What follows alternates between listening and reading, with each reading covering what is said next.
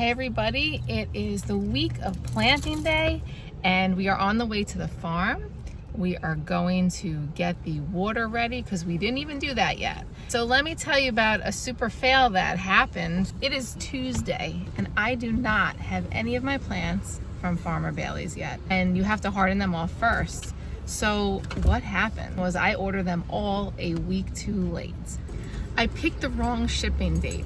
I usually pick to ship the 19th week and I picked the 20th week. I don't know why I did this. I didn't check back, I guess, for the week that I usually do it.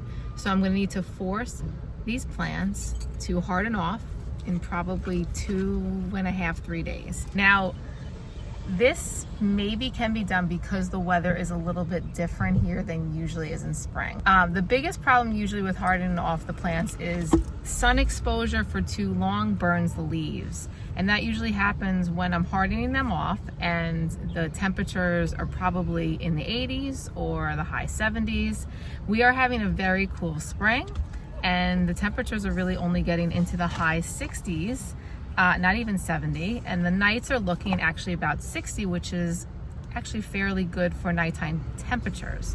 So I'm thinking I might be able to push these plants to harden them off in seriously only 2 days, because I think I'm getting them on Wednesday and I usually take them out to the farm on Friday and leave them there, and then we plant on Sunday. So if I get them Wednesday, I start hardening them off and giving them like 3 hours of sunlight that day, pulling them into the shade, putting them back in the garage. Then on Friday, I would push them out for the whole day. Nighttime temperatures would be okay and I would drop them off. So I'm gonna have to do that and see, because we usually drop them off on Friday. The other option is Saturday I'd have to make 2 trips because I'm taking all my kids, my daughter's friend there. We don't have enough room in the car. My husband would have to drop them off, come back, and then go back. So that might be what's happening if I see that the plants aren't tolerating my hardening off plan, but I think that they will. It's Tuesday. If the plants come today, I might be able to still get them there on Friday. If they don't come till tomorrow, we might have to do the 2 trip back Saturday, which is not ideal, but I don't want them to all die. So we're gonna be getting to the farm in a minute. Okay, so I'm going to pick up the flowers from my local grower. So we're gonna see how it turned out. The flowers from my house look great. So they dealt with the weather. They were hardened in 1 day, guys. They went out on Wednesday. They stayed out, no, I'm sorry, they went out on Thursday and they stayed out Thursday night. And this is it, it's Friday morning. They look fine. And again, it's another overcast day and they're at the farm. They're looking fine and it's working out. All right, and so the first day of sunlight that they'll really get is tomorrow, and they've gotten like indirect sunlight, so everything's working out fine. So let's see how the other batch of flowers looks. Okay, so I picked them up, and guys, look at this. Just all green. Look at the Veneri Giants. Absolutely beautiful, perfect, no black spot. This is the Gomphrena, 2 different varieties. The Cosmos look really great. There's Ageratum back there, and I actually have to make another trip because there's even more. So this is the first batch. I'm going to get the second batch of flowers because there was a lot, and actually I think she said she had a couple extra trays that she was donating to me. She had too many, so I'm getting some donations as well. So let's go pick up the second batch. Okay guys, second set of flowers, and look at this. The celosia is already setting off flowers, which I will be pinching back. But these are going to clients, customers who purchase, so I'm actually not going to pinch them back just so they could see how beautiful they are, but I'm going to tell them to pinch them back. Yeah, so it's a lot of celosia, flamingo feather in there. It's looking really healthy. Okay, so if you look behind me, my whole tractor is filled up with all the plants and the seedlings, and they're on tables back there too, so there's a lot. There's more this year because I sold them as grow at home packs where people, they paid $55 to get 30 flower seedlings so they can have a you-pick garden at their home. So that did really well. I think I have 20 people who signed up for that. So everything is looking great. So I'll go through just some of the flowers with you so you can see how nicely they're growing. These right here are the Cosmos. They're tall, but they're sturdy, so they're looking good. Back here you can see this is the Pompous Plume Celosia. I'm gonna turn the camera around. The zinnias are looking great. This is giant, the rose. On the zinnias I went with some just coral rose. You'll see they're labeled. These are the cupcake, cosmos.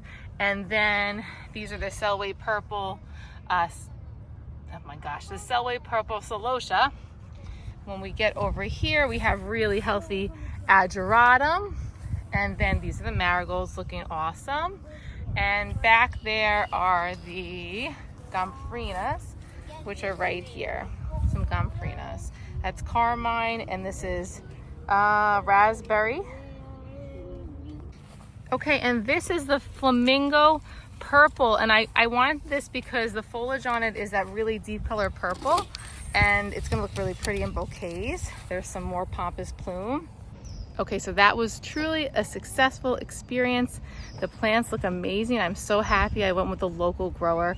Her stuff is much healthier. It's even further along, and ordering from her in the future, probably exclusively, just because there is no black spot on anything she had, where there was black spot on my verbena from the other grower, and it was just a lot of stuff. With the other grower too, like I got that refund, and I didn't know until the day that I was getting the flowers that they didn't have the flowers for me. Where when she was growing my flowers, she told me she had a problem with the gomphrena, and she was able to reseed another tray because she's local, and she reseeded the tray, and then I have it. So it was really, really great. I'm super excited. This is amazing, and she hardened them off. So wow. So planting day is in 2 days, and we are just getting the rest of the water lines ready to go. We were tilling one more thing, and everything is getting ready. It looks a bit messy over here still. At least it's not opening day. So I don't have to make it perfect. I just have to make it usable for people to come and plant things in. Okay, so I hope you guys look forward to the video of planting day. It's planting day. It has finally arrived. And this video is gonna be all about planting 5,000 plants into the ground to get ready for the season. Okay, so I just put all of the trays out on every single row. And actually this year I really stayed true to the plans that I had. I changed maybe one thing around because I counted 12 rows. I don't know what I was doing. So I had to just adjust, but it's mostly exactly how my plans are laid out. So if you saw my video a couple months ago, it's exactly like that. But I'm gonna show you right now where everything is going, why I chose to do it that way. Okay guys, so row 1 last year was the zinnias. The Oklahomas came first, and then down at the end there, it's gonna be the Benary Giants. So first row are the zinnias, same thing as last year. Row 2 is gonna be the Ageratum, which I have right here, the Blue Horizon. And then down at the back over there, those were the Trilobias that I had put in a couple weeks ago. Onto row 3 is the Krume, that's the Krume Celosia. And then again at the back end, I have more Rudbeckia. Row 3 is the Pompous Plume Celosia. Plus I have the Flamingo Feather Celosia, so that's the Pompous Plume. Then I have the Flamingo Feather Celosia right here. And then I have the Selway Purple right here, and more Rudbeckia back there. There's more Rudbeckia in this row, let's see, row 5. And then at the beginning of the row, it's going to be the marigolds. So the marigolds are gonna go almost down the entire row, not the whole row this year like last year. Okay, row 6 is going to be the gomphrena. It was the raspberry cream, that one. And then I did the carmine orange, which is down here. And at the end over here, so this is the carmine gomphrena, what the seedlings look like. And then at the back over here is the goldenrods. So you can see I have them there. Okay, so now we're getting to the Benary Giants and the Cosmos, and I just want to talk about that because they're different this year.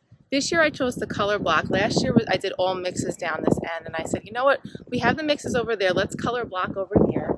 So I'm going to show you the colors that I chose. We're going to be direct seeding more colors as well, because when I ordered from my grower, they wouldn't mix packs, so it had to be 100 of a color.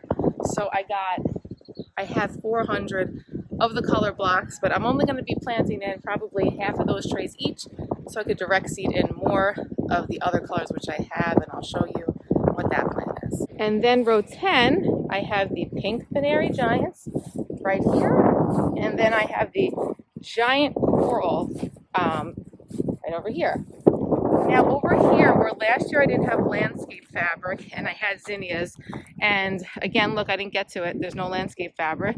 So what I decided to do was do the Jewels of Au-Pair.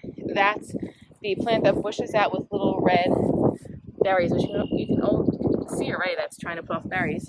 And my plan here is that because it's a bush-like plant, it's going to bush out hopefully, and this will do better with weed pressure on this half of the row.